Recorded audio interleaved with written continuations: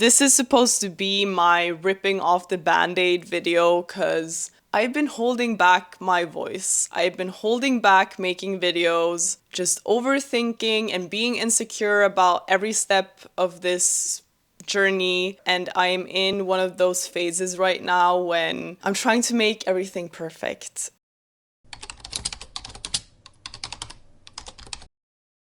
I went to a dance class for the first time in 2.5 years, and while I was there, I realized that I've been doing the same thing with dancing. I should have gone a long time ago, but I just didn't because I kept making excuses for not expressing my creativity. This term, I'm finally doing it. I've been focusing on my degrees, uni, and my career for way too long, and I really need to bring creativity back into my life.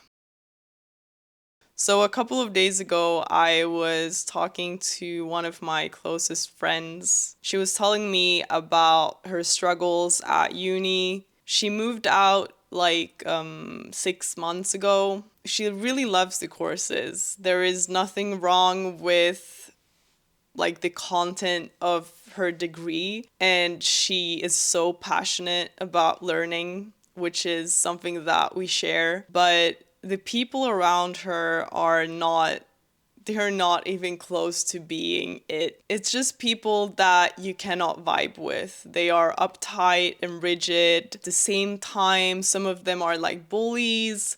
And it's just a strange mix of people. And because she's younger than me and we are so like minded, I can really relate to the situations she's in. I feel like in the beginning of your 20s, you don't have that much data about life, right?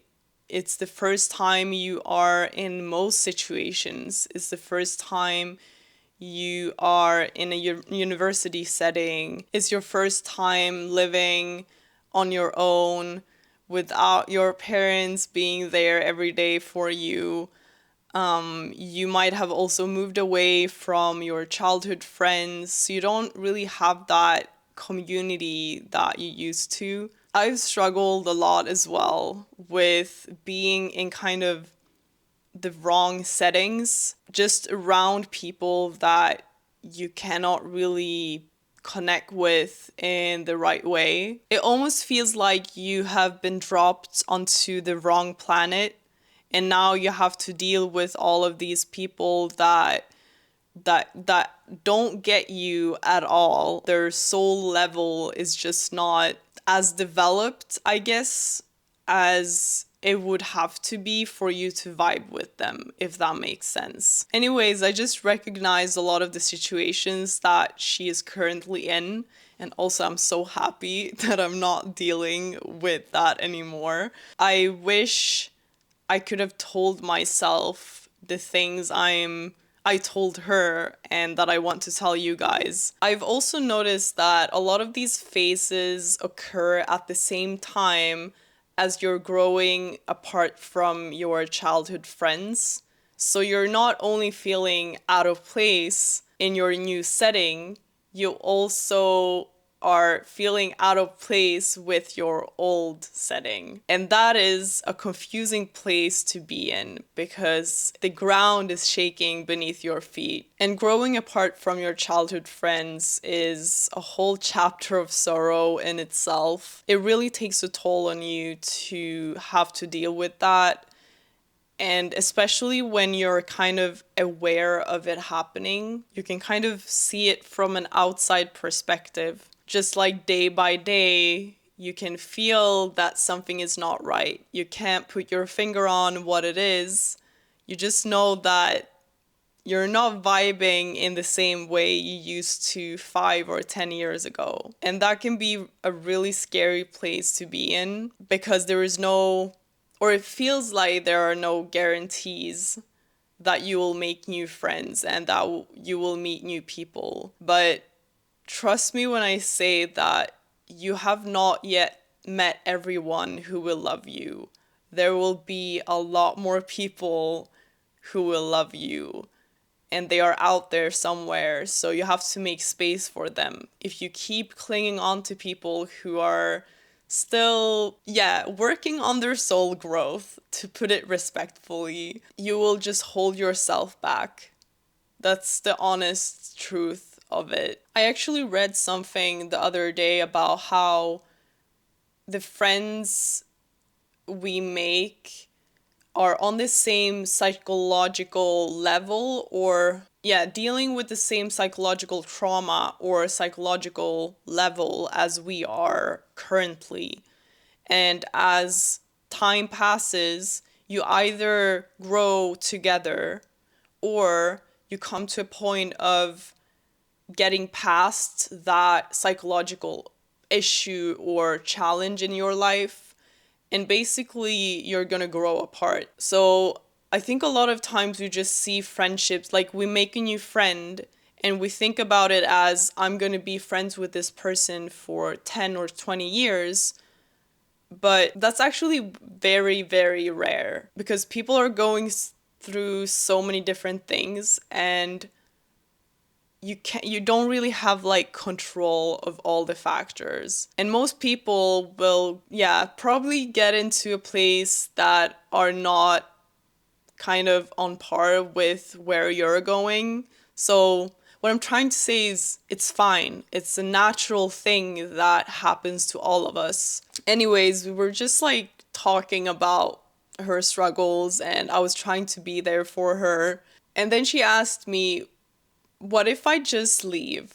What if I just move out of this apartment, leave this city, drop out of uni, or just like put it on pause because you can do that here? And I was like, why wouldn't you? And she told me that it's because everyone, or what feels like everyone, is telling her that it's not the right move and that you shouldn't do it because, you know, you've just like made this commitment to the program and to finishing the degree and to this apartment. But I actually don't agree with that. And I think you could have almost guessed that that's what my advice is gonna be. Because truly, there are very few things that came out of me staying in situations where I felt stuck.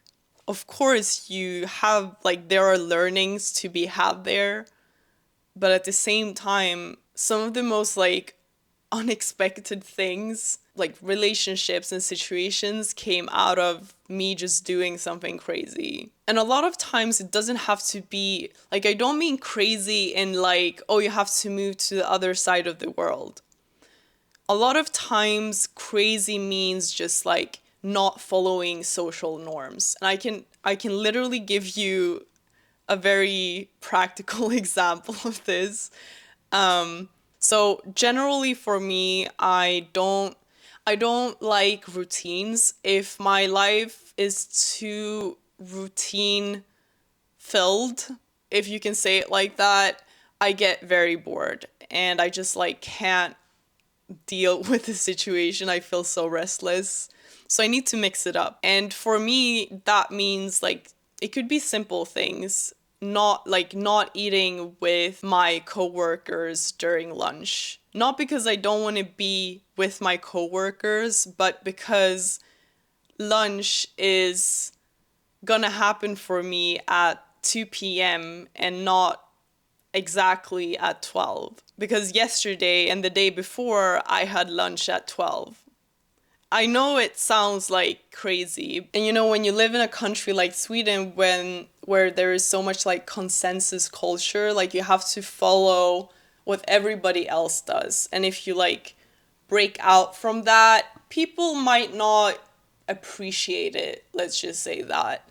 And this obviously all depends on what kind of like workplace you're in. But there was this just like one day where I ended up not eating lunch with my coworkers. And I was sitting in the lunchroom at 2, and then this older gentleman came in. He was just gonna get grab a cup of coffee. And out of nowhere, he just started talking to me, and he sat down at my table, and we just started talking about his career, because he has been, I don't even know what to call it, but like some kind of a senior manager at municipalities. I'm not sure you can call it that, but anyways, he was pretty high up in the organization, and he has been in those roles many, many times. And he was telling me about this, and I'm always interested in people's life stories, so I was just like listening. And because we were kind of like connecting really well, I asked him if he could be my mentor, and he gave me his LinkedIn and stuff, and we keep in touch still. And so now, whenever I have a question about anything from contracts to salary to how to stand up for yourself in a workplace, and just like generally everything, and he just like tells me all the details and all shares his thoughts with me, and I love that. And what I'm trying to get at is that I wouldn't have met this person if I was following the same schedule or social norms that society has put up for us. It wouldn't have happened if I cared too much about what everybody thinks about my actions. Like, in 5 years, is this gonna matter? When I ate lunch, nobody's even gonna remember that day. And it might sound so trivial, but that's what I mean with, like, it doesn't have to be the most crazy thing.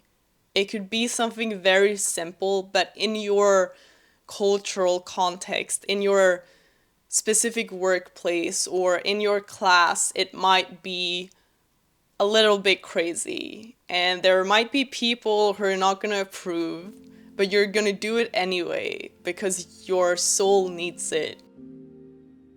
I noticed with my friend that what she's really like struggling with is trying to make sense of her life.